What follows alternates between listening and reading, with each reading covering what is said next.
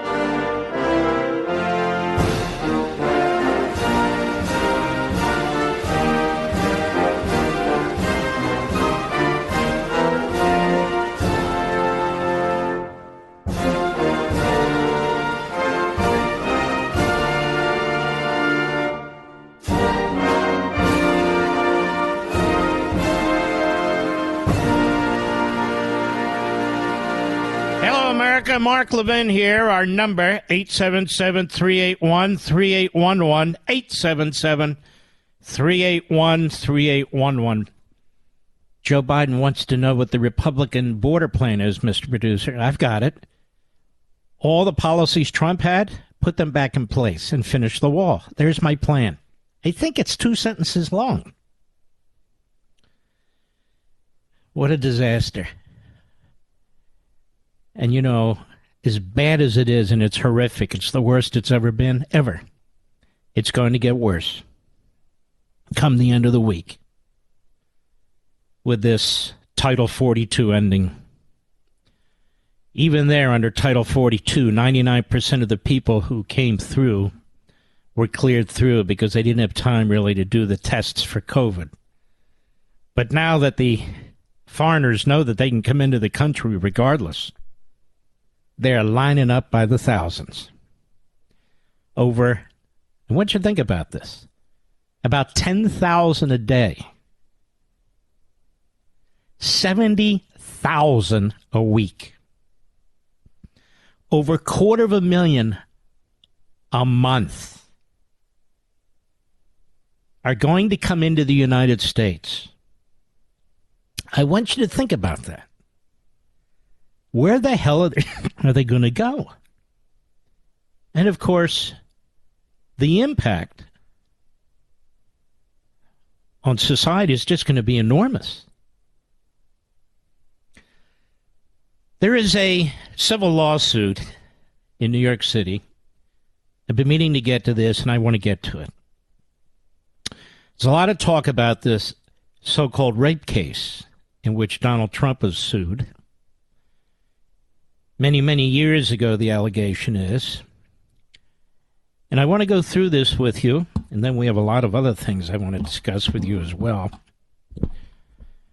But Byron York of the Washington Examiner is a very careful reporter, very careful. And he writes, a lawsuit brought against former President Donald Trump by the humor and advice columnist E. Jean Carroll says Trump raped her sometime in 1995 or 96. Carroll, now 79, cannot remember which year it was, but at a minimum, the alleged attack took place, she says, about 27 years ago. Though she says she told 2 friends about it at the time, the writer Lisa Birnbach and New York television newswoman Carol Martin, Carol did not report the alleged crime to authorities. She did not tell anyone else. Years passed. The statute of limitations for rape came and went. Even when 20 years later, Trump ran for president and other women accused him of misconduct, Carol remained silent. Carol says she did not speak up because her elderly mother, a longtime Republican, was ill, and Carol did not want to set off a distracting controversy. She also worried that accusing Trump might actually help his campaign in some key states in the 2016 election, and she most certainly did not want to help him to win.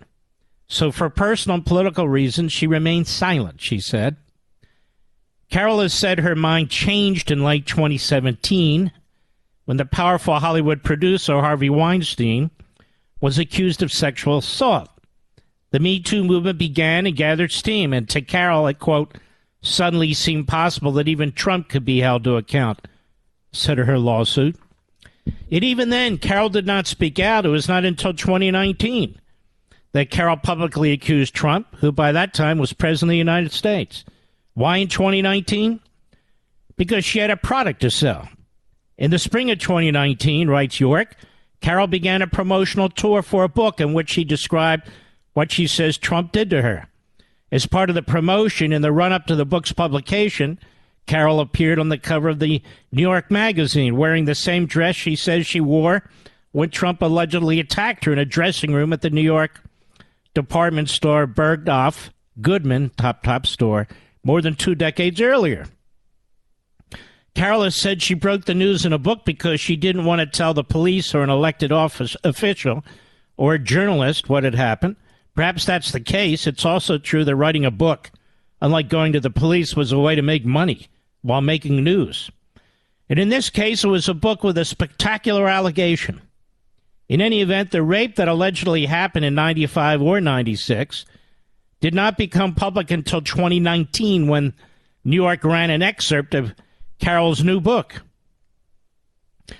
The excerpt was titled Hideous Men, and the book was What Do We Need Men For? A cover blurb called it the most bitterly funny, fantastically furious book to explode out of the Me Too movement. As part of her promotional efforts preceding publication, Carroll used Trump's fame and notoriety to start a new career in what might be called the hideous man business. For a fee, Carroll conducted what she called the most hideous men in New York City walking tour, which she led a tour group on a 90-minute walk around some of the city's Me Too landmarks. And the tour began at Bergdorf Goodman's 58th Street's entrance, precisely the place where Carroll said she first encountered Trump on the awful day he attacked her. But Carroll conducted the tours in the weeks and months before she revealed her rape accusation against Trump, which made the Bergdorf stop a little odd. Why start at the place where Carroll said Trump raped her when the alleged rape was still a closely held secret? In addition, Carroll's friend Bernbach, who confirms that Carroll confided to her about the alleged rape in 95 or 96, wrote a puff piece about Carroll's tours in The New Yorker. Bernbach's account described Carroll leading the tour group to Trump Tower, where Carroll said, 23 women have come forward to say President Trump tried to ogle, touch, grindy grind, grabby grab, and worse with them. It is 24 women if we include Ivana, the mother of Don Jr., Eric, and Ivanka. Of course, it would have been 25 if Carroll revealed that Trump had raped her, but neither Carroll nor Bernbach said a word. Everybody saved the secret for the book. When Carroll unveiled the rape accusation, New York posted notice of the excerpt on Twitter on June 21, 2019, ahead of the book's July 2nd publication date. Trump reacted in a classically Trumpian fashion. He denied it all. He said he had never met Carroll in my life. He said she was trying to sell a book. That should indicate her motivation. Later he said of Carroll, number one, she's not my type. Number two, it never happened. It never happened. Carroll later produced a photo of herself in a group with Trump at a party sometime in the 1980s. That was proof he had, in fact, met her before. How ridiculous. I'm in photos all the time with people. I don't even know who they are. He dismissed that as no big deal because it was a brief moment in time and he attended thousands of parties in the 80s. He stood by and repeated the rest of his reaction to her allegation. That is where things stood when Carroll, by then a darling of the anti-Trump resistance, attended a party at the Manhattan home of another resistance figure, the writer, Molly Jong-Fast. The party was in honor of yet another resistance figure, the comedian Kathy Griffin. Among those in attendance was still another resistance figure, the lawyer George Conway. You remember Fat George, don't you, folks? Kellyanne Conway's, I guess, past husband. The gathering was, in the words of a New York Times account, resistance Twitter come to life. Conway was someone important for Carroll to meet, a high-powered lawyer. Back in the 90s, he'd been part of the so-called Elves, a group of lawyers who secretly helped Paula Jones sue President Bill Clinton for sexual harassment. By 2019, Conway was in a far different position. His wife, Kellyanne Conway, ran Trump's campaign and went to the White House as a top advisor. For his part, George Conway was originally interested in a big job in the Trump Justice Department. Later, when he didn't get it, he became virulently anti-Trump, so much so that he would be invited to a party for Griffin as Jong-Fast's apartment. At that party, Conway became an elf all over again. As the guests enjoyed themselves, the catering was by Monofuku and was said to be excellent. Excuse me. Conway persuaded Carroll that she should sue Trump for defamation. The idea was that when Trump denied having met her and then said she was making up the rape accusation to sell a book and then said she, Carroll, was not his type, that was all defamation. Carroll could sue Trump for that. And then, of course, the case would focus on whether the alleged rape actually occurred. So it'd be like having a rape trial for Trump, even though the statute of limitations was long past. See, these are the sleazy lawyers. Carroll said she had never been interested in suing Trump, but the talk with Conway convinced her. Conway even suggested a lawyer, Roberta Kaplan, who had co-founded a Me Too legal defense nonprofit group called Time's Up. Kaplan was apparently deeply committed to helping victims of sexual abuse, but deeply committed to politics, too. In August 2021, she resigned from Time's Up over sexual misconduct allegations against New York Democratic Governor Andrew Cuomo. Problem was Kaplan was not standing up for victims, but was, quote, involved in an effort to discredit one of Mr. Cuomo's alleged victims, according to a New York Times report. Remember that? The E. Jean Carroll case would be a mix of sex and politics, but with a Republican villain. Carroll sat for a deposition last October and asked how the lawsuit came about. This is what she said. Quote, at what point did you decide to file a lawsuit against the defendant? Well, wherever I went after the story, people said, are you going to sue him? Are you going to sue him? And I would say, no, not going to do it. I'm just not. And then I had a conversation with someone who knew the ins and outs, an actual lawyer, and he said, you should really seriously think about it. Who was the lawyer without getting into the conversation? George Conway. How did you meet George Conway? Met him at a party at Molly Jong-Fast's house. Was he your lawyer at the time? No. So after you spoke to George, did you retain counsel? Yes. How soon after? The day after? The day, 2 days later? Did George recommend Ms. Kaplan? Yes, he did.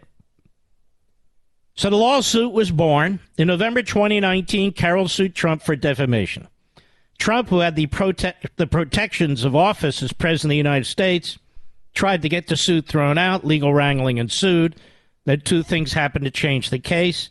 First, Trump left office. Second, in 2022, the New York legislature passed what was called the Adult Survivors Act, which allowed people who said they were victims of sexual assault to sue their alleged assailants, regardless of when the alleged attack occurred, even if the statute of limitations was long overdue. But the new law gave victims just 1 year to do it. That was called a one-year look-back. The Adult Survivors Act went into effect November 24, 2022. Within hours, Carroll filed another suit against Trump. This time, she repeated the defamation charge and then added an allegation of battery under the Adult Survivors Act. So the trial beginning now will be about more than just defamation. It will also cover the facts of whether Trump committed battery against Carroll on that day in 95 or 96, 27 years ago. It will not be a criminal trial. Even if found responsible, Trump would not go to jail, but Carroll will seek significant financial damages. Now, we'll take a break, and I will continue, because I know you didn't know all of these facts, because I didn't. But I want you to know how this case came to be. This case came to be at a Never Trumper event, and there'd been pretty much all silence until that point. I'll be right back. Mark Levin.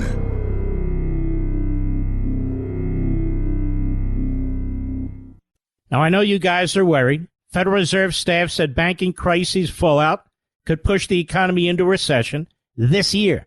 But you can do something about that. Learn how to protect the retirement you worked really hard for. I think a great way is to diversify with gold, and specifically a gold IRA.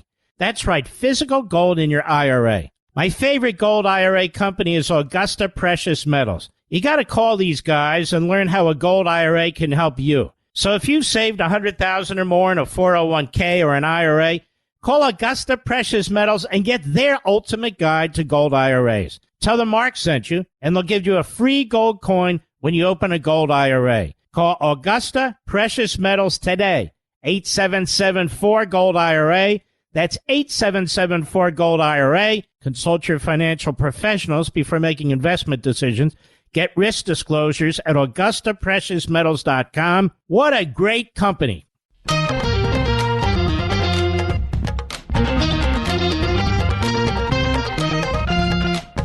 Well, let's continue this. And you should know that there is, again, a Democrat judge in New York who's been ruling repeatedly against Trump. It's just terrible what's happened to our justice system. It's not a justice system at all. Anyway, let's continue. So Carroll, who brought this suit at the urging of Never-Trumpers, is also receiving financial support in the case, and no one should be surprised to learn it's coming from the resistance anti-Trump world. As part of the pretrial depositions, the news emerged that tech billionaire Reid Hoffman is bankrolling Carroll's case. Like so many others involved in Carroll's side, Hoffman is profoundly anti-Trump. He's also not afraid to push the envelope of anti-Trumpism.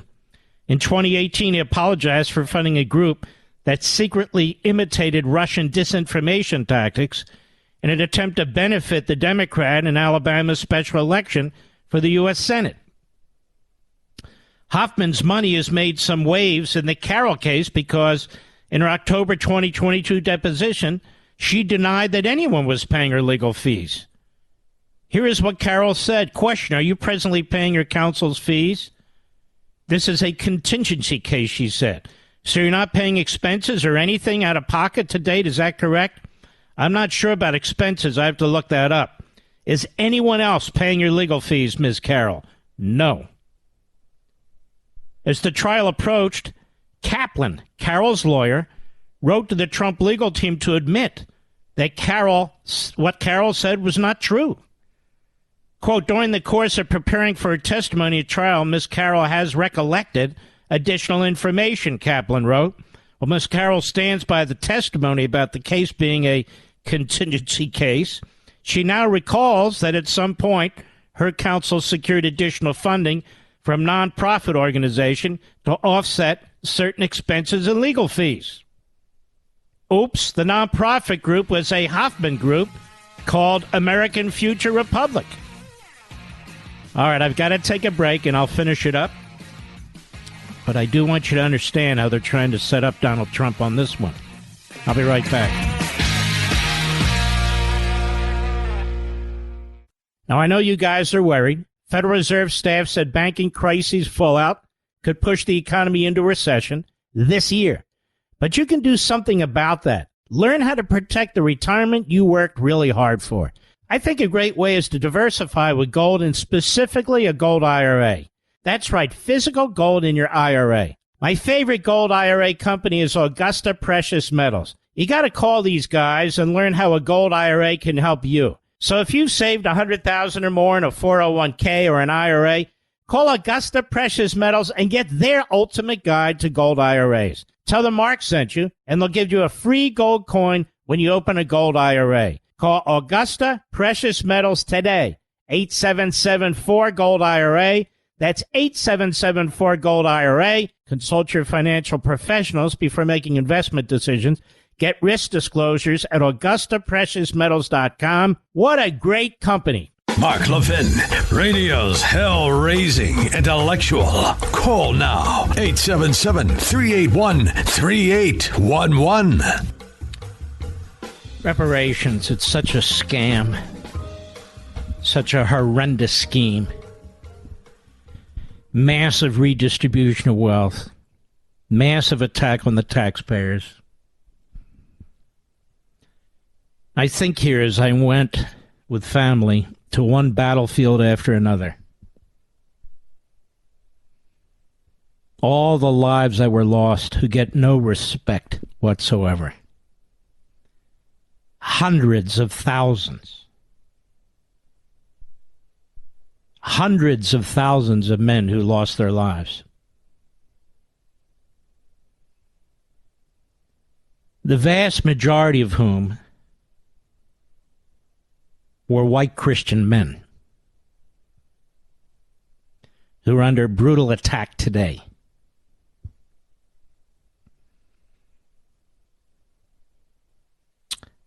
It just makes me sick to my stomach that they get no respect whatsoever. Look, I say this as a Jew, and my family wasn't even here until the early 1900s. It's just unbelievable to me. People getting up in front of microphones and screaming at the top of their lungs that they deserve reparations. And even more, that even if they're paid under the proposals that are afoot, they're not enough. I wonder to myself, how does the Democrat Party get away with this? They pretend they're righteous, and yet they're Democrats. And how do people who demand reparations register as Democrats? How is it that we pull down monuments of the past from the Confederacy, not even from the Confederacy, even people who fought on the Union side, but the Democrat Party name, unlike the name of Confederate generals and others, removed from schools and elsewhere, unlike the Confederate flag, how is it that the Democrat Party name doesn't suffer the same result? No demands that the Democrat Party change its name. No attacks on labels of Democrat Party on buildings and cars and all the rest. What a scam. What a complete fraud. And now reparations. I've said it 1,000 times and I'll say it again. If reparations are to be paid, they're to be paid by the Democrat Party. The Republican Party was born in 1854 as an abolitionist party.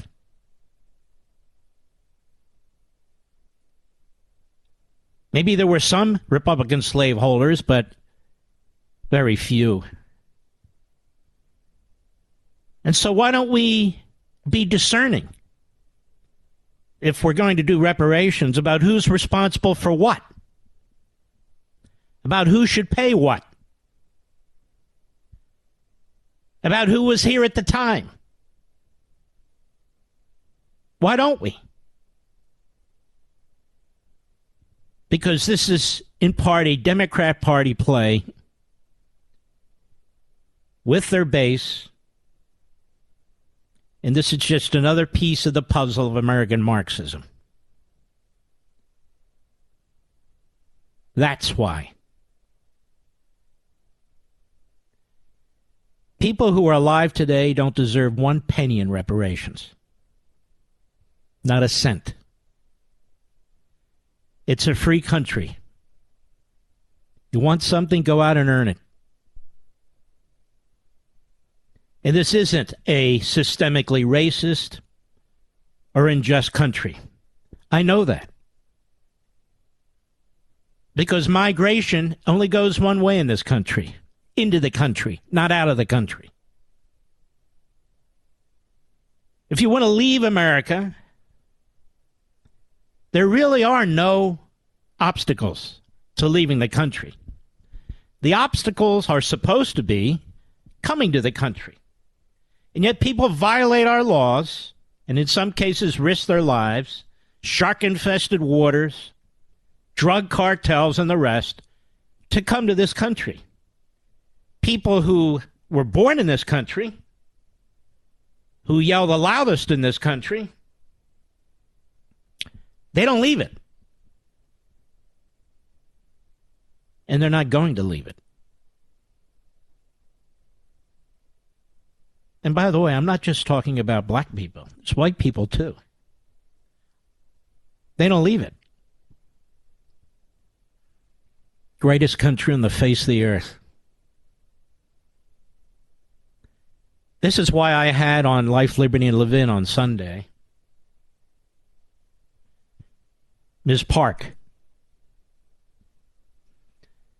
Yamena Park, who escaped North Korea via China, where she was sold into sex slavery at 13, then escaped thanks to a Christian preacher to South Korea, then came to the United States, then went to Columbia University, and from the first day forward said, wait a minute.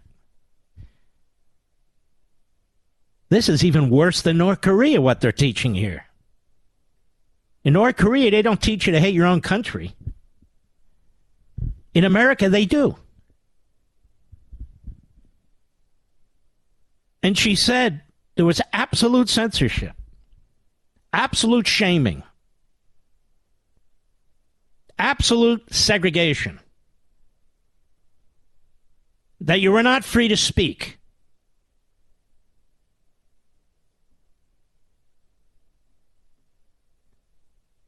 That's what goes on our college campuses, Stalinist college campuses. This whole idea of reparations is another Democrat Party play. After all, it's not the Democrat Party's money. It's your money. If you're a distant relative of Abraham Lincoln, or Ulysses S. Grant, or one of those poor men who fought on a battlefield wearing a Union uniform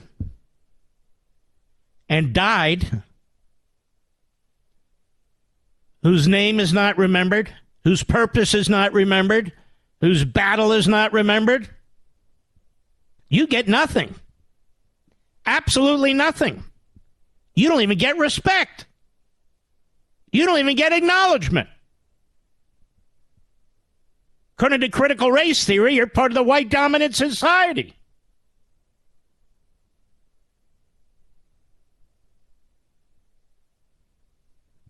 And yet, if you even speak the words I'm speaking, you come under attack. You must be a neo-Nazi or part of the Klan. Part of the Klan. The Klan was another Democrat Party invention. Another Democrat Party invention. Yeah, I'm Jewish. Threatened by neo-Nazis. I must be part of the Klan. Yeah, right. So, this is completely bogus. Completely bogus. And people ought to object to it. They ought to challenge it. Legal groups in California ought to fight it.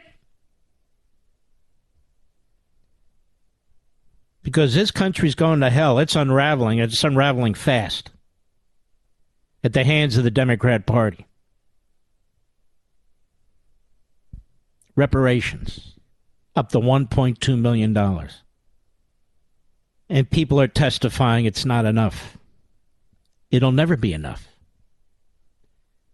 And the people who are demanding it deserve nothing from the public. Zero. You're in a free country. You're in a capitalist economy, at least partially right now. Property rights are protected, except by Democrats. You want to go out and make money? Make money. You want to invent something? Invent something. You want a great job? Go out and get it. You want an education? Go get it. People in this country are free. I said people in this country are free. They're even free to hate it. They're even free to make tens of millions of dollars of books attacking it as racist. They're even free to get tenure in our universities and colleges. They're even free to get elected as Democrats. They're free to do anything they want. Unlike any other country on the face of the earth. So don't tell me what you deserve or what you should get. You deserve and should get nothing. Zero.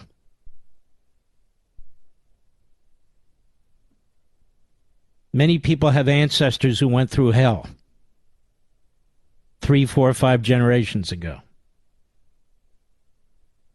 But that's the point.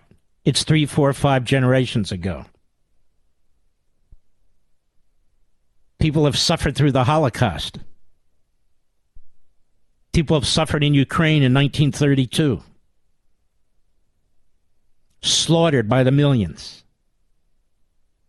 Enslaved. Enslaved.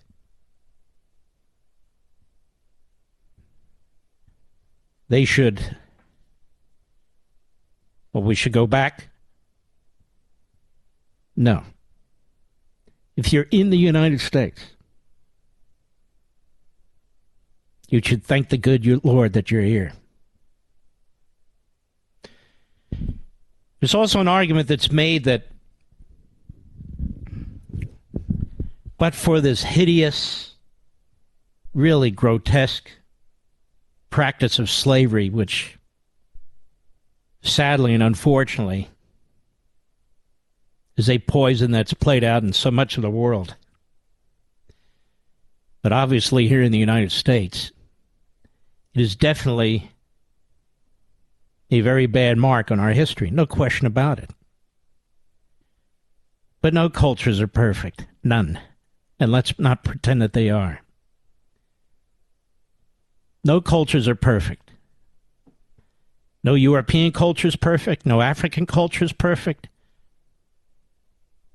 No Central or South American culture is perfect, where they all practice slavery and torture and misogyny every corner of the planet. It's not an excuse. There are no excuses. It's a fact. It's a fact.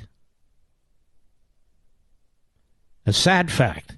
And it's still going on today. It's going on in China. It's going on in North Korea. It's going on the continent of Africa. It's going on in the Middle East. It's going on our southern border. Thanks to Joe Biden's policies. And I hear nothing about that. That's going on today, not 150 years ago. I'll be right back.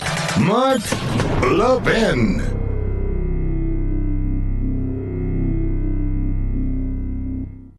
Now, I know you guys are worried. Federal Reserve staff said banking crises fallout could push the economy into recession this year. But you can do something about that. Learn how to protect the retirement you worked really hard for. I think a great way is to diversify with gold, and specifically a gold IRA. That's right, physical gold in your IRA. My favorite gold IRA company is Augusta Precious Metals. You got to call these guys and learn how a gold IRA can help you. So if you've saved $100,000 or more in a 401k or an IRA, call Augusta Precious Metals and get their ultimate guide to gold IRAs. Tell them Mark sent you, and they'll give you a free gold coin when you open a gold IRA. Call Augusta Precious Metals today, 8774-GOLD-IRA. That's 8774-GOLD-IRA. Consult your financial professionals before making investment decisions. Get risk disclosures at AugustaPreciousMetals.com. What a great company.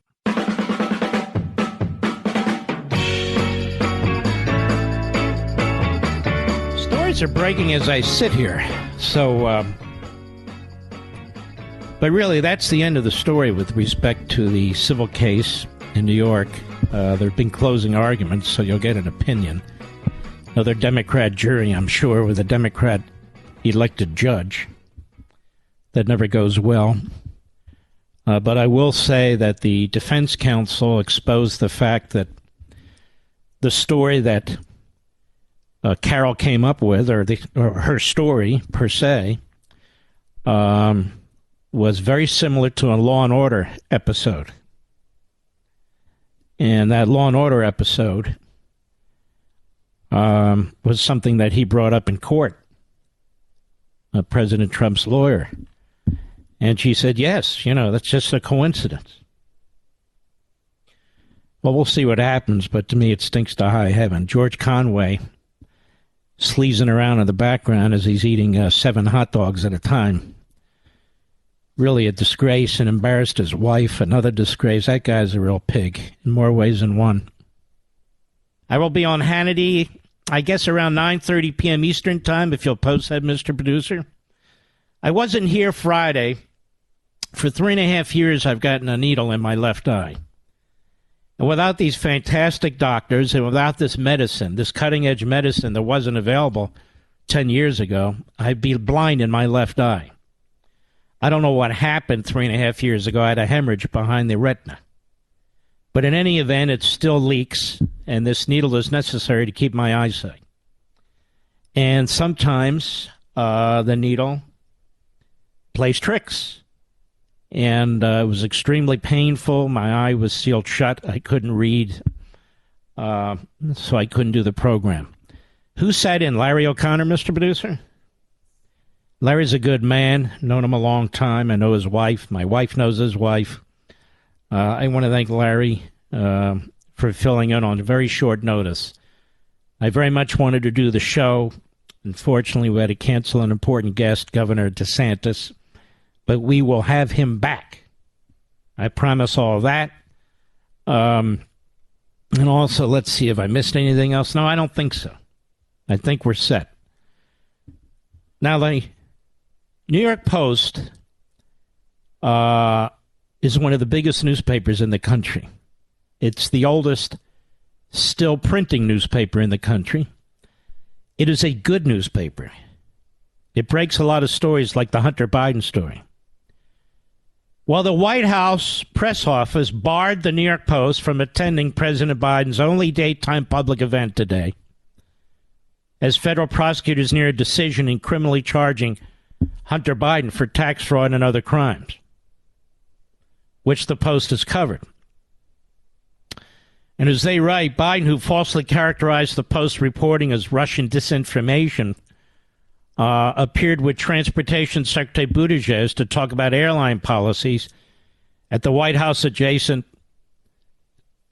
Eisenhower Executive Office building. But the New York Post was prevented from joining the event. Has anybody heard anything from the rest of the corrupt media about this? This guy, as I said on Life, Liberty, and Levin, is the closest thing we've ever had to a fascist. I'm talking about Biden. This segment of the podcast is exclusively sponsored by Pure Talk. Pure Talk offers great coverage and can save your family money on your wireless bill every single month. Go to puretalk.com to find the plan that's right for you. Thank you again for listening, and thank you so much for this sponsorship, Pure Talk. He's here. He's here. Now, broadcasting from the underground command post, deep in the bowels of a hidden bunker, somewhere under the brick and steel of a nondescript building, we've once again made contact with our leader, Mark Levin. Hello, America. Actually, the whole world listens in. I am Mark Levin. It's a pleasure to be here. Jamie Raskin is a left-wing ratfink. His father was a commie. I'm not kidding. Helped found the Institute for Policy Studies, was a defender of Stalin before that. and he bred somebody named Jamie Raskin. And Raskin, of course, was on the January 6th committee, on the impeachment committees. He raised objections to Donald Trump's election in 2016. And he's, of course, righteous. He doesn't get charged with anything. Well, I've already talked about this 14th Amendment. I suppose I'm one of the few who has. But the President of the United States does not have power under the 14th Amendment, a post-Civil War amendment that has nothing to do with current times with respect to the dead. Nothing. To basically rewrite the Constitution and eliminate the House of Representatives' core function, which is to borrow and spend and tax. That's its core function. But the Democrats are relentless. They do not want any limits on what they can do with government, whether it's free speech, whether it's the war on the independent press, whether it's to ignore our immigration laws and allow people to violate them and come into our country,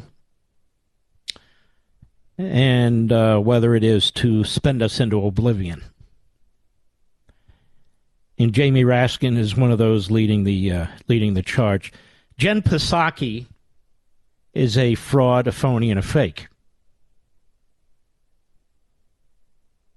As Biden would say, the 3 Fs. And, of course, she has Raskin on her show.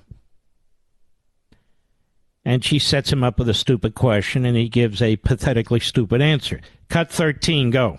As a constitutional lawyer, do you think he has that authority, and is it something you think he should do? I think he has that authority under these circumstances, absolutely, because the Congress has put him in a constitutionally untenable... All right, let us stop. Let us stop. Number one, whether he's in a constitutionally untenable position or not doesn't give him the authority to violate the Constitution. Number two, Jamie Raskin voted, and the Democrats have supported all this spending and borrowing. It is they who have created this situation. The Democrats and then the likes of a McConnell. Go ahead. Section 4 of the 14th Amendment says that the validity of the public debt of the United States shall not be questioned. So if Congress votes... That's not what it says. You took it... You pulled out 5 words.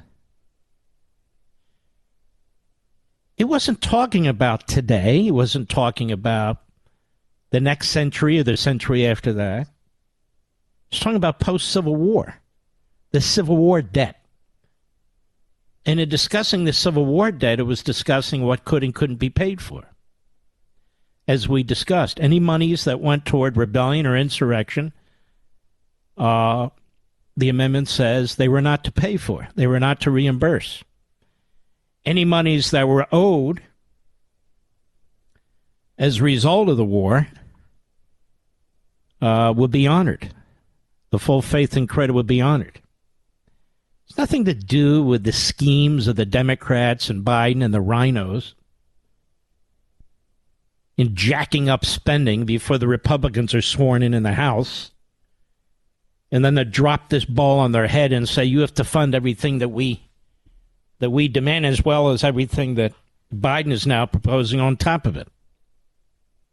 So that's not what the 14th Amendment says. And this is one of the reasons they've been softening up the Supreme Court and the constitutionalists on the court.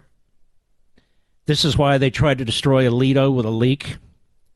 They've tried to destroy Clarence Thomas for the 4,000th time. And now they're gunning for Gorsuch, too. This is a largely constitutionalist court. So they're taking aim at the three top constitutionalists. They're not spending a lot of time on Barrett, even though they spent some. They tried to stop Kavanaugh in a horrific confirmation hearing. But they're not all that worried about him. And, of course, John Roberts is Hollywood John, and he can go either way, so to speak. So that's what they're doing. And they're trying to intimidate these justices with their mob. They're trying to intimidate these justices with hearings. They're trying to intimidate these justices with ProPublica and other radical left-wing publications on ethics issues. And unless and until they're able to destroy the members of the court or able to control the court, they're going to keep up this campaign. And this campaign started a long time ago with nominations. Under Reagan. Started with Bork, then Clarence Thomas, wound up with Kavanaugh. But a lot of appellate judges, too, have had to face this. So Raskin is a fraud and a phony. He won't come on this program. I've offered to debate him publicly. We can't get a hold of him, so I can't offer to debate him privately. But we will say again publicly, Mr. Raskin, tear down your wall. Mr. Raskin, come on the program. Mr. Raskin, I'm just a radio host. You should be able to out-debate me. What's the problem? They're all. MSLSD calls you a constitutional lawyer. Mr. Raskin, we can discuss this. Your opposition in 2016 to Trump's election, trying to bar electors. I don't believe you've been investigated by a grand jury, have you, sir? And we can discuss the impeachments, and we can discuss your time on the January 6th committee and your acquisition of 13 of my emails.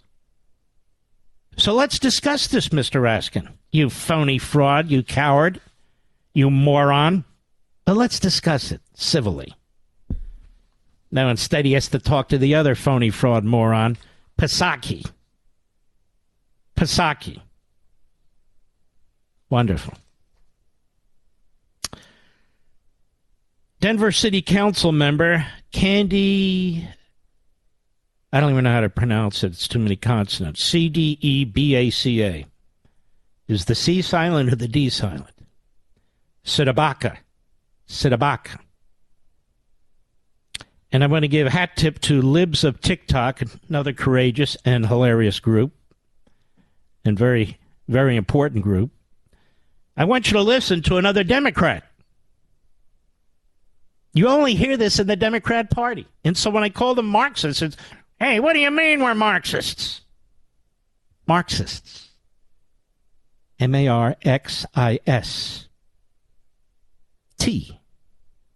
Marxist. Cut 13. Go.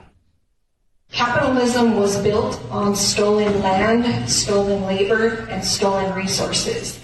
And a check today could not undo the cumulative impact of generations of that stolen wealth in all of those categories.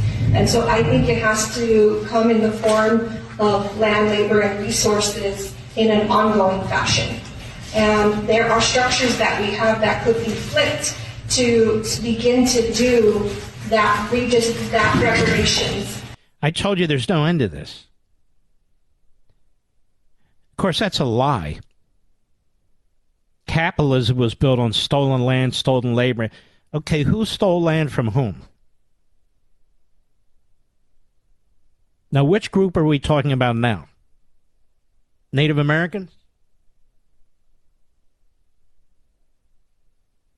There were actually people here before the Native Americans. Did you know that, Mr. Producer? But still, I don't know what people she's taught. Which people now are we supposed to be giving stuff to? I'd like to know. But she doesn't tell us. So I told you this is an ongoing thing. Payment today, land tomorrow, destroy capitalism the next day. These are Marxists. Marxists. And this is exactly what Ms. Park meant when she was in Colombia. That at least in North Korea, the people don't attack their own country. Here in America, we get this from a city councilwoman in Denver. Capitalism was built on stolen land, stolen labor, and stolen resources. There weren't a lot of slaves in the North, in the northern colonies, Mr. Producer. And they built up their industries there, which were very powerful during the course of the Civil War. And so slavery didn't build up the northern part of the states. That's for sure, because there weren't any slaves there, very few. And in the southern part, excuse me, the vast majority of people there didn't own slaves. Certainly, some did, and that was enough. Don't get me wrong again. I don't want to be misunderstood. But most of the men who were fighting in the Confederacy for the South didn't own slaves.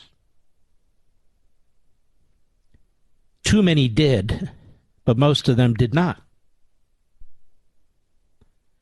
And so while obviously slaves contributed to the economy of America, no question about that, and obviously what was done to them is absolutely unconscionable. Unconscionable. That's not what built the country. But the Marxists don't care. They hate capitalism. They hate capitalism. And the land was stolen from whom? Were the indigenous peoples Native Americans or Indians, or were the indigenous peoples the people who now live in Central and South America? It's very perplexing because they don't really explain. I know the whole history. I've got it. But they don't. She goes on. Cut 16, go. And I think there's a model that could be redistributed. Instead of a bid collecting extra taxation from the black and brown businesses that are struggling, you could be collecting those extra taxes from white-led businesses all over the city and redistributing them to black and brown-owned businesses who are not part of the bid or who are simply just black or brown-owned. Why should we do that? Why should one small business subsidize another over race? Why should somebody who owns a hamburger joint who's white subsidize somebody who's not? And I suspect most of the people who are in small business who are minorities are not asking for any of this because they know what it takes to run a business. This is just another Marxist on another city council in another city. But why should that be done? That is to resolve what exactly? And to address what exactly? Cut 17, go.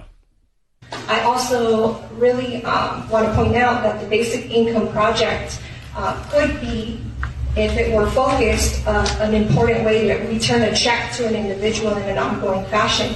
But in its current format, is not reparations or not close to reparations. One, it doesn't focus on black and brown people. Two, what they are experimenting with is unhoused people, and it's not a livable or prosperous wage. It is a welfare wage, and we know how that has worked. Those types of checks have not served us. So the people who are getting checks, whomever they are not getting big enough checks. Even though they're on the dole, they're just getting checks. They're on welfare. But they're not getting big enough welfare checks. We know how that goes. So what's stopping them from working, most of them, or many of them for that matter? I don't know. Or getting an education? I don't know.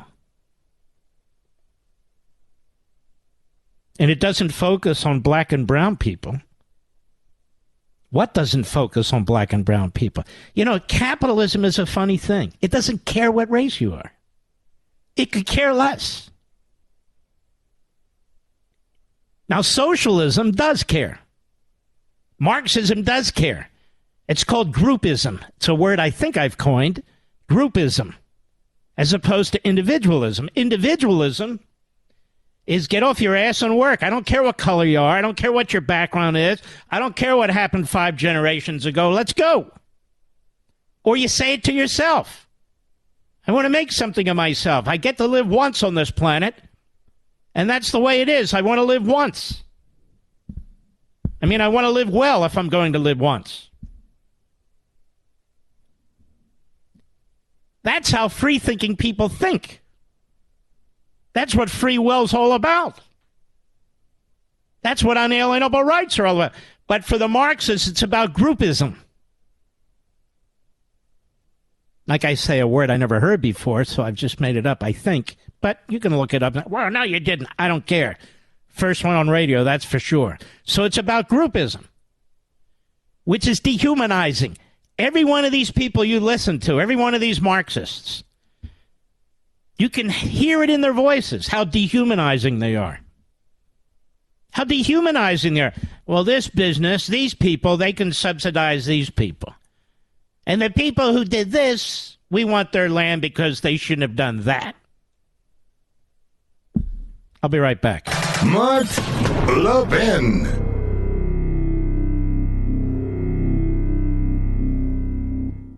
Don't fall for the free phone deals from Verizon, AT&T, or T-Mobile, folks. Just another trick to lock you into a long-term contract that's going to cost you a fortune every single month. Instead, get a brand new iPhone 12 from Pure Talk for just $12 a month at 0% interest, no contract. Cancel or leave anytime. Get a new iPhone, ultra-fast 5G service, and cut your cell phone bill in half. That's why I'm a Pure Talk customer. That's why you should be, too. You can switch right now at puretalk.com in as little as 10 minutes. Choose from a variety of unlimited talk and text plans starting at $30 a month with plenty of high-speed data, all backed by a 100% money-back guarantee. Go to puretalk.com, enter promo code Levin Podcast, Levin Podcast, and you'll save 50% off your first month. An iPhone 12 for $12 a month and save on your monthly bill. puretalk.com, promo code Levin Podcast. Restrictions apply. You can see the site for details. Joe Biden's poll numbers suck. And he said it's because of all the negative news. Now he sounds like Vladimir Putin. His poll numbers probably suck, and he controls the news, and he probably thinks it's because of the negative news, too. Joe, the country is unraveling. The economy is imploding. You've done grave damage to the nation, to the culture, to the economy, to the border, to law and order, to the military. Grave damage. When we come back, let's take a little peek at this stuff. Don't forget I'll be on Hannity tonight. I think around 9:30 p.m. Eastern Time. I'll be right back.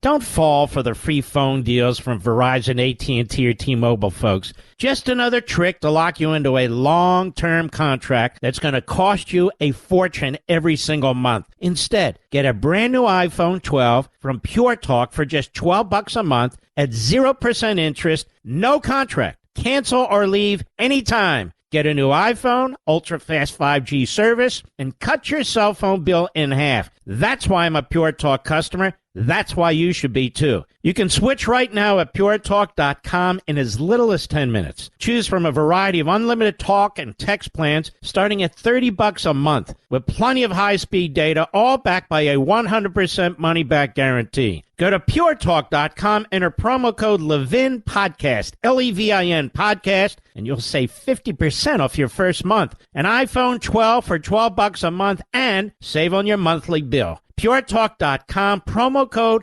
Levin podcast. Restrictions apply. You can see the site for details. Mark Levin, tough as hell. That's why I like Mark Levin. And I'm not sure a lot of people like him. He's tough as hell. But I like him. I love him. Call in now. 877-381-3811. Now, Biden's, well, I want to thank the polls out there. Biden's poll numbers are very low, Mr. Producer. Did you know this? I want to thank the polls, and I want to thank, who else should I thank? Oh, those polls. Excuse me. I was about to thank the Italians, the Irish, the Jews, everybody. But here we are. CNN today, they point out Biden has the lowest approval rating of any president at this point in any presidency since polling began. And so what they have to do now, of course, is indict Donald Trump on other charges. That's their only hope. And that's why they will not appoint a special counsel to investigate Biden. Because that'll be the end of him. All his dirty laundry will be revealed to the American people. Crooked Joe. But just so you know, that's why they're never going to let up on Trump. And by the way, they're never going to let up on DeSantis either. Now, Chris Christie's out there. He's apparently campaigning for Joe Biden. Hindenburg Chris, I think we'll call him now. We'll go back and forth between the Cape May Orca and Hindenburg Chris. I like Hindenburg Chris lately. Hindenburg Christie's even better. So he has this platform on ABC News on Sunday. And this is where he spouts off like a sperm whale and makes his dumbass comments. And so he's trying to take down Trump in order to build up Biden. I know what he's doing. He's sort of the 412-pound Joe Scarborough. Or Mika Brzezinski. Well, either way. Anyway, CNN reports that, well, Biden's numbers are a problem. Let's take a listen. Cut 22, go. In the first real snapshot, if you will, of President Biden's standing since his reelection announcement, voters are saying he has real work to do. And that's even among his own party. A new Washington Post ABC News poll found that 58% of Democrats and Democratic-leaning independents, that they want their party, to nominate someone else. You know why? Do you know why? Do you know why, CNN? The crap news network? I'll tell you why. Because inflation even affects Democrats. Gas prices even affect Democrats. Food shortages affect Democrats. Food price increases affect Democrats. Like they do everybody else. So the ruling class and the elitists and the activists, they'll continue to back Biden because they've never had it so good. Biden's a chameleon, and he's a chameleon now for the Marxist movements. So they've never had it so good. So they'll be the dead enders. They're the true believers. They're the fanatics. However, other Democrats who work for a living, many of whom get dirt under their nails, in other words, blue-collar, hardworking Americans, they're not so happy. Go ahead. Remains underwater as well. 36% approval, according to the Underwater? I thought they were talking about Ted Kennedy and Chappaquiddick. Anyway, it's Joe Biden. Go ahead. News poll. That's the lowest for any American president at this point in their first term. 36%. Yeah, that's the lowest. 36%. And I bet they counted illegal aliens in that, don't you think, Mr. Producer? Go ahead. Back to Harry Truman. Let's get to the White House. Wait a minute. So Joe Biden's rating's probably lower than Vladimir Putin's in Russia right now. That's my guess. Go ahead. CNN's Arlette Saenz is standing by. Arlette, lay out for us how Biden stacks up, first and foremost, when it comes to the Republican frontrunner right now, Donald Trump. Yes, Arlette. Well, Kate, it's very early in the process, but this poll does show some challenging figures for President Biden as he's just under 2 weeks into his reelection campaign. Now, you notice they hire the smartest and the sharpest. It's early yet, but looks like he's got a few challenges. Really? Yeah, like putting one foot in front of the other and not sticking a fork in his nose. Go ahead. One of the concerns that voters have expressed have to do with his mental sharpness. If you take a look at this poll, only 32% of voters said that the president, who is 80 years old, has the mental sharpness to serve effectively. Compare that to former President Donald Trump, where only 54% of voters said that the former president, who is 76 years old, has the mental sharpness to serve effectively. Now, President Biden has pushed back against concerns about his age. He said that as he decided to run for re-election, he took a hard look at his own age and ultimately decided to move forward with it. Yeah, but here's the deal. Boy, does she talk fast. I will tell you this. I don't care what Biden looked at. We have to look at him all the time. And we have to listen to him all the time. He's a doddering old fool. Now, there are 80-year-olds and 82-year-olds, honestly, who are sharper than I am. There are 90-year-olds who are sharper than I am. When my dad was 93, he was sharper than I. When my mother was almost 89, she was sharper than I. Joe Biden is an idiot. It's not even an age thing. He's an idiot. You can be, in your 50s, like Chris Christie, and be an idiot. But Biden's an idiot. He's always been an idiot. Now he's a super duper idiot. Go ahead. Recent interview, he said that his age gives him more experience and also, quote, a hell of a lot of wisdom. So that is one thing that the president will have. No. He doesn't have a hell of a lot of wisdom. With a lot of people, age does bring wisdom. I think that's a proverb, actually. But with Joe Biden, age just makes him more stupid. It just does. When you start out at a base of stupid, well, let me use Chuck Todd talk. You're kind of on a spectrum, right, Mr. Producer? I mean, when Chuck Todd talks, he talks about a sexual spectrum. It's not just men and women. There's a spectrum. According to the experts that Chuck Todd has dealt with, probably personally for that matter. But the experts will tell you you're on a spectrum. Well, in the case of being stupid, you're on a stupid spectrum.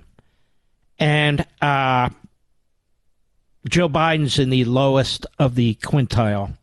In fact, so low, there's not a quintile that he's in. Go ahead. As he moves forward in this reelection bid is those concerns about his age. But I also want to show you what this poll has to say about hypothetical general election matchups. If you take a look at President Biden and Donald Trump, this shows that 38% of voters say they would definitely or probably vote for Biden, while 44% say the same for Trump. Then take a look at DeSantis. 37% say they definitely or probably would vote for Biden, compared to 42% for DeSantis. Now, one thing to note in this poll is these questions are worded differently compared to other polls that are evaluating these possible general election matchup. But it is still very, very early in the process. But these figures have shown right there, at least, that the president is trailing his chief rivals on the Republican side. We know that the president took aim at both of those men in that announcement video for his campaign. So these are just some of the challenges that the president will have to overcome in the coming months, with the campaign 18 months away. She gives me a headache. She talks so fast. You know that? Now, all that said, President Trump said to me, what kind of a presidential candidate makes his or her announcement with a video? They get up at a podium and they speak. But not Joe Biden, because they probably had 17 or 1,800 takes. All right, Joe, no. Nope. You're running for president of the United States, Joe. You're not running for president of Utah. Well, I wouldn't win president of Utah. That's right, because you're not running for president of Utah. Did I already announce my re-election bid? You did. Just now on the video. Oh, how did I miss it? Because you weren't watching it, you were giving it. Oh, giving what? Your re-election announcement. Oh. Was the New York Post in the audience? No. Good. Peter Doocy? No. Good. Glad to hear that. Was Walter Cronkite there? No. The hell's wrong with that old bastard? I've always been good to what? He's gone. Gone where? He's not with us anymore. I told you that bastard disrespects me. That's right. Can you imagine being his handler? Can you imagine? I have some thoughts, and I could be wrong about this, of course, because there is no transparency in this White House. I think one of the reasons he shuffles off the stage real fast, Mr. Producer. You want to hear this? I think he wears Depends. I'm not kidding. If he's even quasi lost his mind, and this isn't even funny, and given his age, I think he quasi is incapable of controlling himself. I really do. And I think this is one of the reasons he quickly shuffles off the stage. Now, what does this say about Jill Biden? Now, Jill Biden knows her husband has some level of dementia. We all do. We're watching it. You have to be crazy not to notice it. Whether he speaks, the way he walks, his cringy look, the way all of a sudden he'll yell out at somebody. He's not with it. We all know this. Every foreign leader knows this. But Jill Biden lives with him. And she's the one who persuaded him to run. What kind of a power-hungry woman is she? And obviously she doesn't give a damn about the country either. By the way, one of the weakest first ladies we've ever had. The other first ladies, at least with Michelle Obama, she's doing a fake garden in the background. Or look at this, organic. Right. And she wears these weird dresses, and everybody had to pretend, oh, she's the best dressed first lady in the history of first ladies. Wait a minute. Better than Melania? Better than Jackie O? Oh, yes. Oh, okay.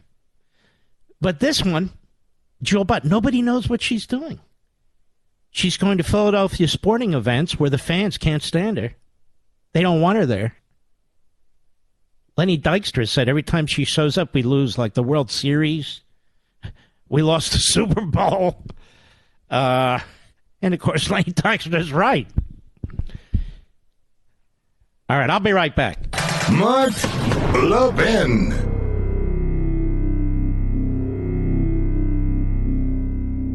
Don't fall for the free phone deals from Verizon, AT&T, or T-Mobile, folks. Just another trick to lock you into a long-term contract that's going to cost you a fortune every single month. Instead, get a brand new iPhone 12 from Pure Talk for just $12 a month at 0% interest, no contract. Cancel or leave anytime. Get a new iPhone, ultra-fast 5G service, and cut your cell phone bill in half. That's why I'm a Pure Talk customer. That's why you should be, too. You can switch right now at puretalk.com in as little as 10 minutes. Choose from a variety of unlimited talk and text plans starting at $30 a month with plenty of high-speed data, all backed by a 100% money-back guarantee. Go to puretalk.com, enter promo code Levin Podcast, Levin Podcast, and you'll save 50% off your first month. An iPhone 12 for $12 a month and save on your monthly bill. puretalk.com, promo code Levin Podcast. Restrictions apply. You can see the site for details. I'm reading with one eye, so it is what it is, Mr. Producer. It be what it be. You know, I thought the interviews last night with Dershowitz and Park were really important about the loss of civil liberties, what's taking place on our college campuses, what's taking place outside of our college campuses. And, of course, what the Democrats do, and Joe Biden's good at this, even given his senility, and I mean that, which is the twist of the language. So now we're the book burners and we're the book banners, even though what we're talking about is removing pornography from little kids' libraries. Our public libraries, whether they be at schools or elsewhere, shouldn't have pornography for little kids. This is basic stuff. But you see, when you call that out and you say, wait, that's perversion, or you want to read it in front of a school board, they shut you down. But Joe Biden now, he's running on a freedom agenda for President of the United States, his re-election effort. Freedom. Joe Biden has done nothing for freedom. He's done everything against it. Nothing for freedom, everything against it. But he wants you to think that spending money, creating programs that benefit his left-wingers, dragging the country into a recession, that's freedom.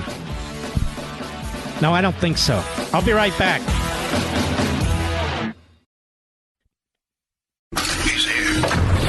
He's here.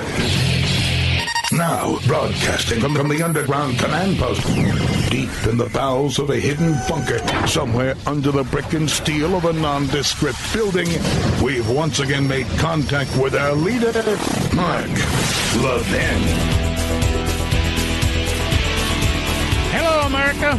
Mark Levin here. Our number, 877-381-3811.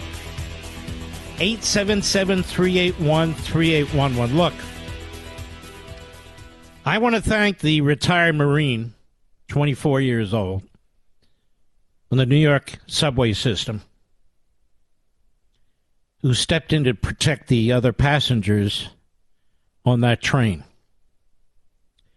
Obviously, he had no intention of killing the individual who had a very long record, including punching an old woman in the face and other assaults and batteries.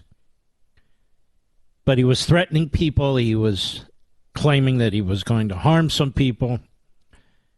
And I have no reason to believe that Marine wanted to kill the individuals. In fact, what happened after, when they realized he was out, is they tried to resuscitate him. So it's obviously the case that he didn't intend to. Now, I'm watching these people protest in the subway, blocking the subway system, preventing people from getting out of the subway. And I'm noticing that 90% of them are white. And I'm noticing that 80% of the 90% are very young. College age, you might say. Newly minted Marxists. And what are they protesting exactly? What are they protesting? So you have a good Samaritan who steps forward. Could have gone the other way, for all we know. Maybe something would have happened to him. But if we had enough cops, and if we had politicians who backed them up, maybe a good Samaritan wouldn't have had to come forward. But I want to thank him for coming forward. I want to thank him for intervening. Obviously, what happened at the end was a tragedy. And I just hope he's not charged, because New York is a cesspool of left-wing idiocy and insanity. And I'm talking about the prosecutors and the investigators of the George Soros ilk. I also want to thank a security guard in San Francisco who chased off a shoplifter. The shoplifter comes back, bashes him in the head with a bottle. This security guard is a big dude, throws him to the ground and apprehends him. And now he's being charged. He's being charged. And he's now under attack. He's under attack. So once again, the radical left in this country has created mobs of lunatics, absolute lunatics, who are protesting against, they're not protesting against the system, they're protesting against you. Whatever your race is, whatever your faith is, whatever your background is, whatever your legal status is, they're protesting against you. Because all this marauding that's taking place, it's against you, against the system. It affects individuals. And these fools have taken over the city streets and neighborhoods. They've taken over schools. They've taken over other places and so forth. You have this guy, I don't know much about him, but you have this guy in a mall in Allen, Texas. As I understand it, he's outside. He waits for people to come. He starts picking them off. He kills 8 people. And there's a whole bunch more. It's horrendous. And there's Joe Biden and his wackadoodles on TV going on about gun control.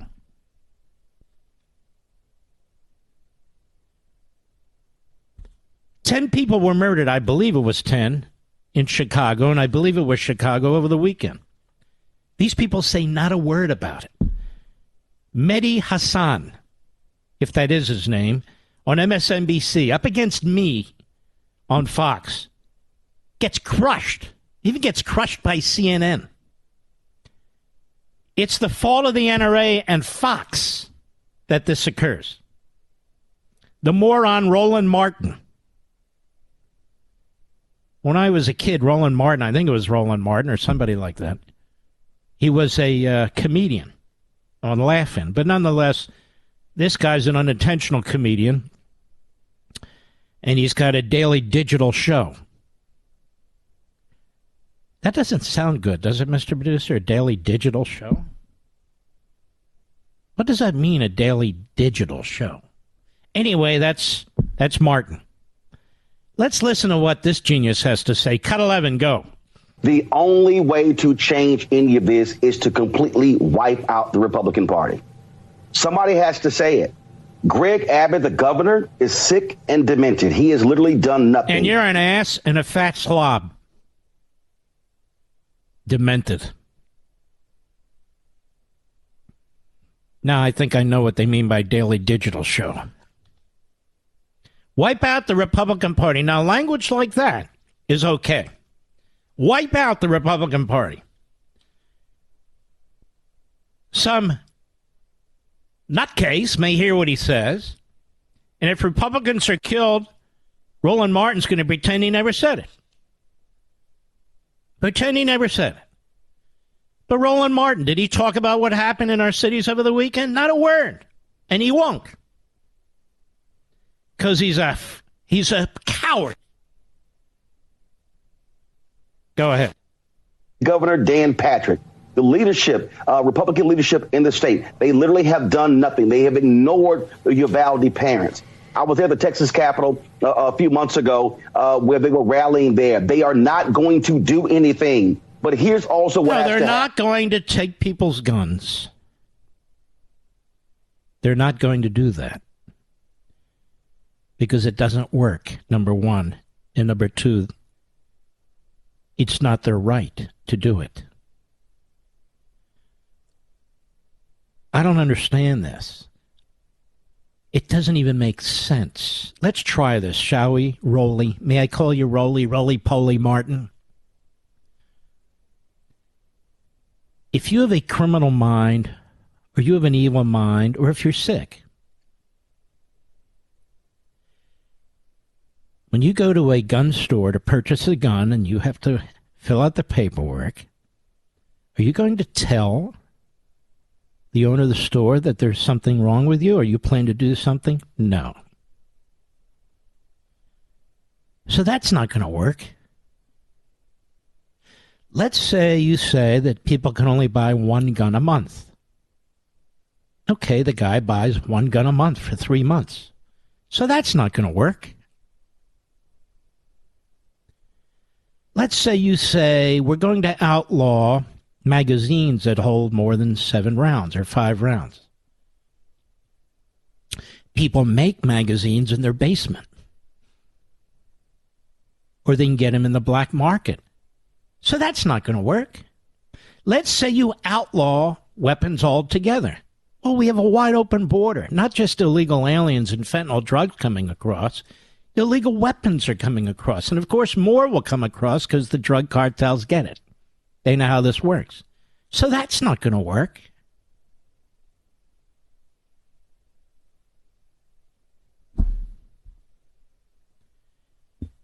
But let's say law-abiding citizens comply and they say, you know what? All right. Can't get weapons. I can't get any more weapons. I can't get bullets. I can't get any more bullets. So if you're a gangbanger or you're a terrorist or you're a head case or whatever the reason is, you're not going to follow any law because you're already planning on breaking the law to begin with. You're planning on taking somebody's life, which is the worst thing you can possibly do. So outlawing it for everybody else isn't going to work. It just means they're disarmed. So that's not going to work. So these clowns sit there and they pontificate. They think they have the answers. They don't have anything. And in the meantime, they come from the same mentality and the same party that wanted to disarm the cops. And then they claim, no, we didn't. Well, you certainly didn't support them. You believe they're systemically racist. You don't believe they should have immunity. Pretty much same thing. So you destroy, in many respects, law enforcement. You got your Soros prosecutors and judges. You want to disarm law-abiding people. You want to pass laws that aren't going to do anything. You don't have any answer, you schmo. No, you don't have any answer, and neither does that jackass Mehdi Hassan. I'll be right back. Mark Levin.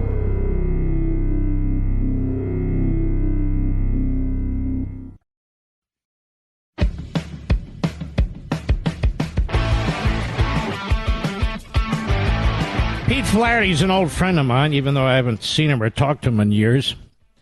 National Legal and Policy Center chairman. How are you, buddy? Good, Mark. Good to be with you. Well, you sent me an email and you were arrested on Saturday, and I said, maybe the audience wants to hear about this. You were arrested on Saturday. What in the world were you doing? Well, I was doing something that one would not expect to result in arrest. I was at the Berkshire Hathaway annual meeting, shareholders meeting in Omaha, Woodstock for Capitalists that took place this weekend. I was the presenter of a shareholder proposal that we are sponsoring, the National Legal and Policy Center. I was given 3 minutes on the agenda to speak in favor of our resolution, as were other proponents.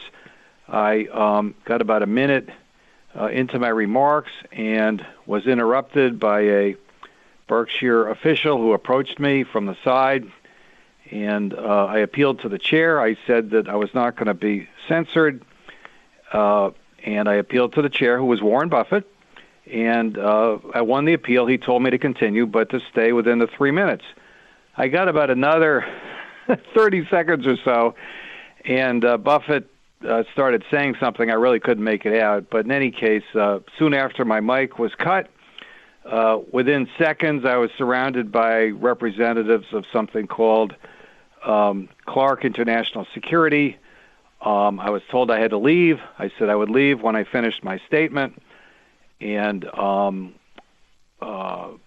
soon after, a uniformed Omaha policeman who was nearby was summoned. He placed me under arrest and dragged me out of the arena.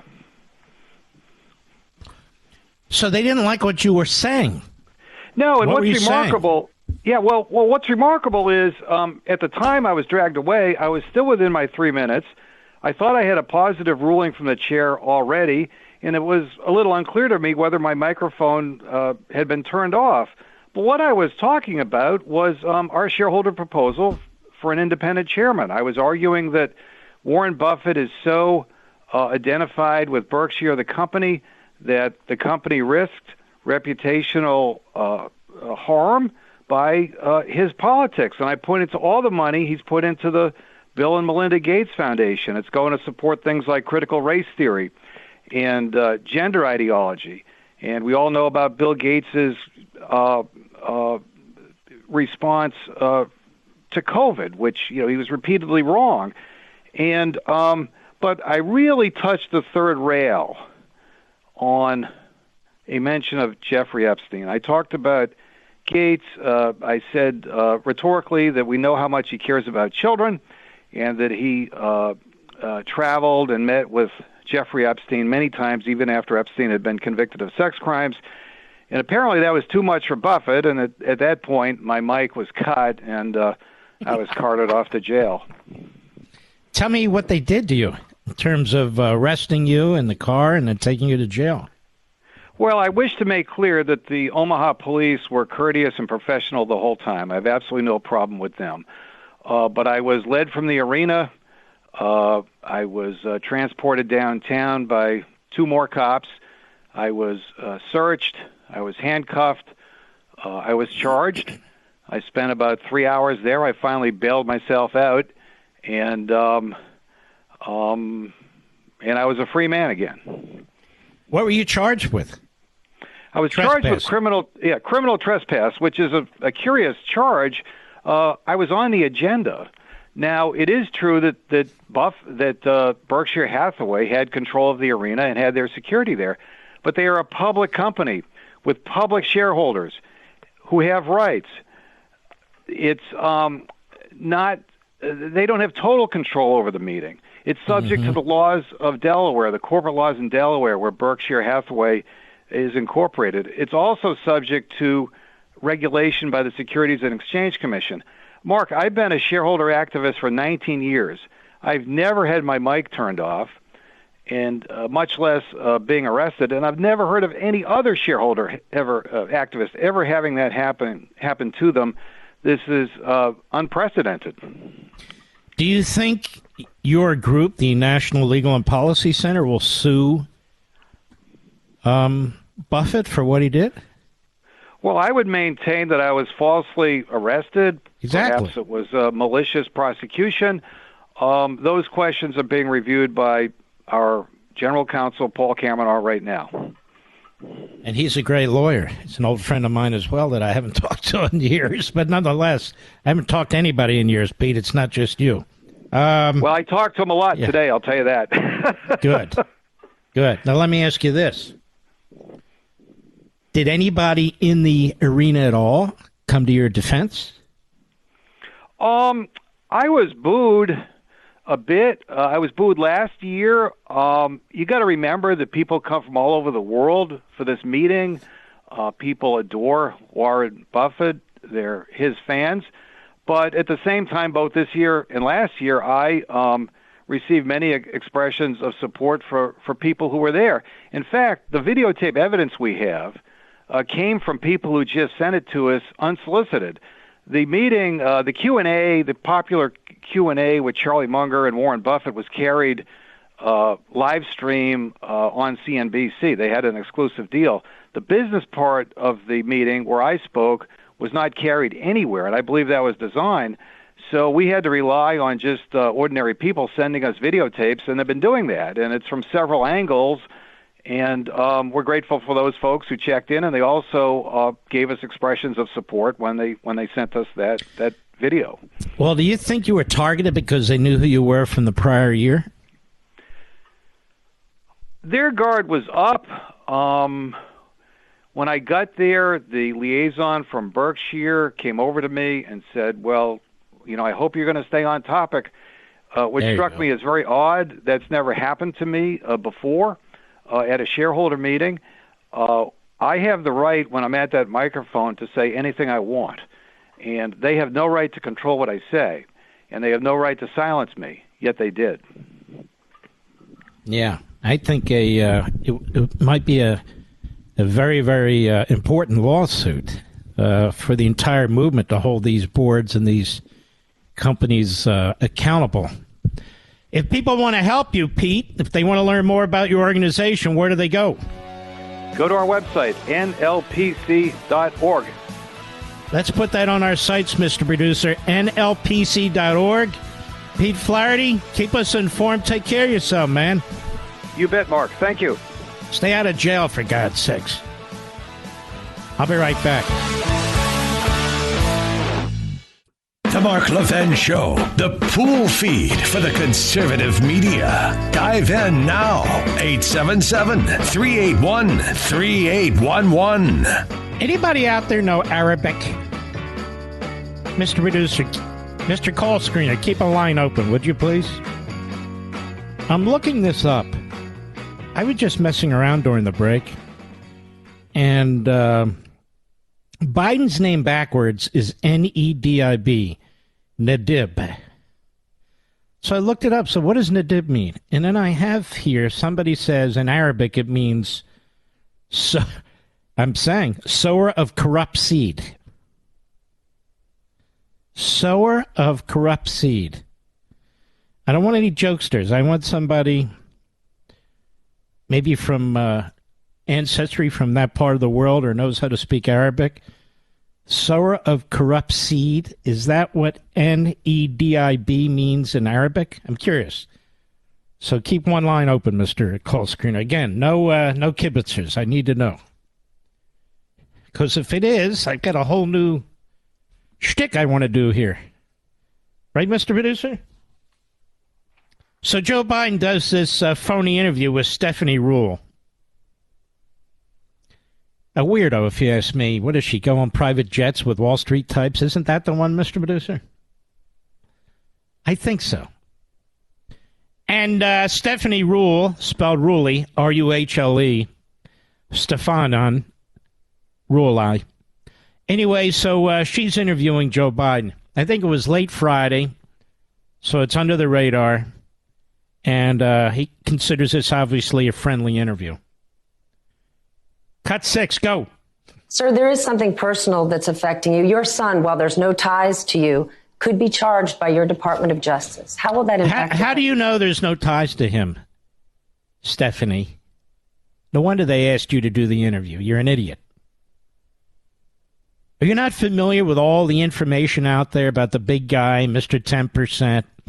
Are you not familiar with Joey meeting so many of Hunter's business friends? And so, where have you been? Well, she's at MSLSD, like all the other schmucks. Go ahead. Let's see. First of all, my son's done nothing wrong. I trust him. I have faith in him. And it impacts my presidency by making me feel proud of him. You're proud of him? You know, it's one thing to say he didn't do anything wrong, which, of course, Biden has to say, because if his son did something wrong in some of these circumstances, he did.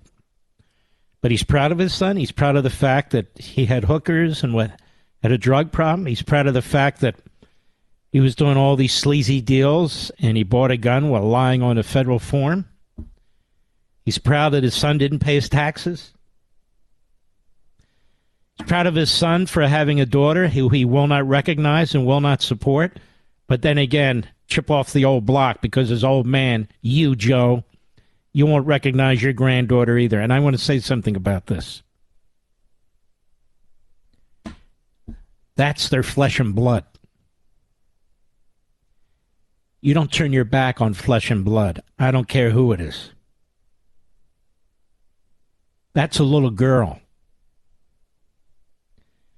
That little girl deserves a father, her biological father. And she deserves recognition by her grandfather, who happens to be president of the United States. As for the Biden name, I think she's lucky that they're not supportive of her having the Biden name. The Biden name is crap.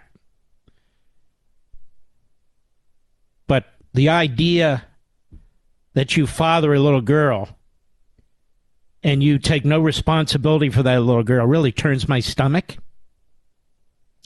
And the idea that the old man, his father, Joe Biden, says he's proud of his son, he makes me feel proud of him, is appalling. Maybe this son needed a little bit more direction. Maybe that's the problem. Says he has 6 grandchildren. So does that Joe Biden. And they exclude this little girl. How do they think this kid's going to think and feel one day?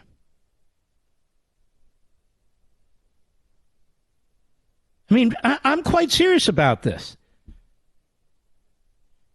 If this happened in my family, I pray it doesn't, but if it does, it'd be handled completely differently. Completely differently. I don't know how you turn your back on a little girl that has your blood and flesh. I don't know how you do it. People do it all the time, apparently.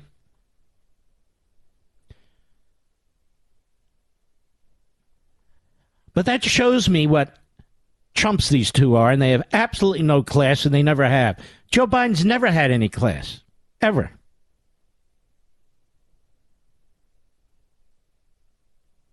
And people should be disgusted by this.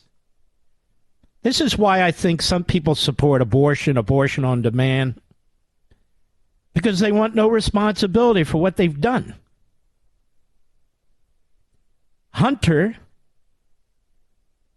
is the father of this little girl because of acts he took. So number one, he fought it. Okay, he wants to make sure it's his. Got it. When he finds out it's his, he wants nothing to do with her. So this judge in Arkansas, I believe she's a woman, she's had enough of him playing games. So they're playing games, and she says, no, you come into my courtroom. We're going to look at some of your business records here. You are the one that came to this court and said you want to either reduce or cut off child support, whichever it was. And you got to demonstrate to me that paying for this is a problem. Joe Biden is a multimillionaire.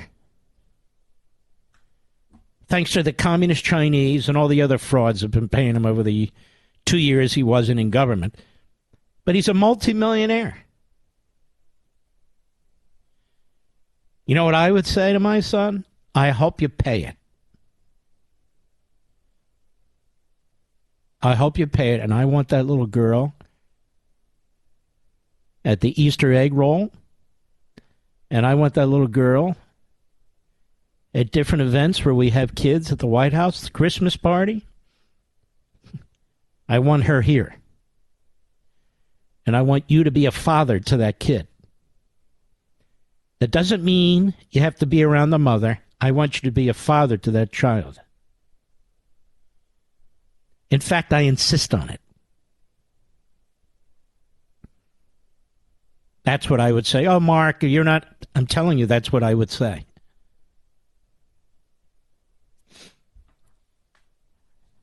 I mean, Joe Biden meets people all the time.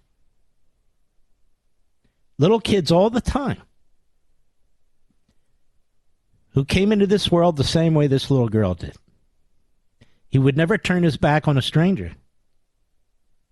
Wouldn't look good. It wouldn't look good. He would never turn his back on a 4-year-old that was born under the same circumstances. But he turns his back on his own granddaughter. She is his granddaughter, whether he likes it or not. And that little girl will never forget what's being done to her, ever. I just hope it doesn't screw her up. And in some ways, it's probably better she's not around her father, who's a sick man, quite frankly, with his various addictions. I'll be right back. Mark Levin.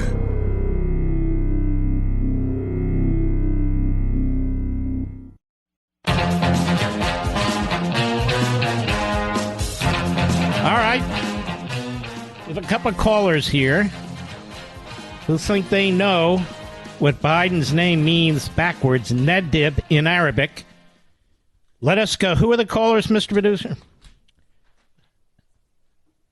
All right. We have Dave in Philly. Mark Levin app. Dave in Philly, go ahead. Hey, Mark, I could go into a lot of detail, but I shall spare you.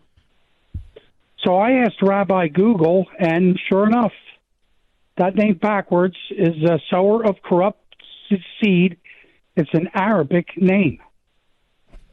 All right, that's what I saw. Now, I just wanted to be sure of it, somebody that speaks Arabic. But thank you for your call. We have Greg in Manassas, Virginia, the great WMAL. Greg, what do you think? Okay, Mark, how you doing? All right. So I don't speak Arabic, but I called a friend of mine. He does. He's from Morocco. And I asked him what the dib means, and he said it means clean. Now, that comes directly from him. So, but I do have something you might be interested in. Might sound like a little kooky, but I have this text from a friend when Biden was campaigning, and his text to number was 30. Wait. What about it? Okay. That number, okay, take the year 2020. No. What are you getting at? Well, it comes up with his text to number. All right, my friend, thank you. We're not doing Biden's text to number on the radio, whatever it is. Hey, we've got our standards here, you there, fella. All right, who else should I speak to, Mr. Producer? Ray in California, the great KSFO. Ray, go right ahead, please. Hey, how are you today, Mark? All right, thank you, sir. Say, listening to you the past 45 minutes while on hold, I don't care much for yes men. You probably don't either. But, brother, you just make it really, really hard not to listen to you and agree with every single thing you say. It's just very smart. It's wise. It's constitutional. It's ethically and morally upright. Me and millions of others just appreciate you so much for the national treasure that you are. You've turned us into a bunch of yes men is what you've done. Oh, my goodness. Well, you're very, very kind. So, I just think I'm your yes man. In other words, I just think we share a belief system, a value system, love of country, love of family. And while we may not agree on every single thing, that typically brings us to the same place, don't you think? It does. And before I ask my quick question, I have a really quick, brief little bumper intro I think you might like to use on your show. Do you want to hear it? What is it? It's Hark. It's Hark. It's Mark, that massive arsenal of real knowledge. A little acronym on your name there. Well, that's very good. Anyway, what do you do for a living? My little theory about why Biden's running again, all of us know from day one he hasn't been in charge of anything, doesn't make decisions. He reads what's written for him.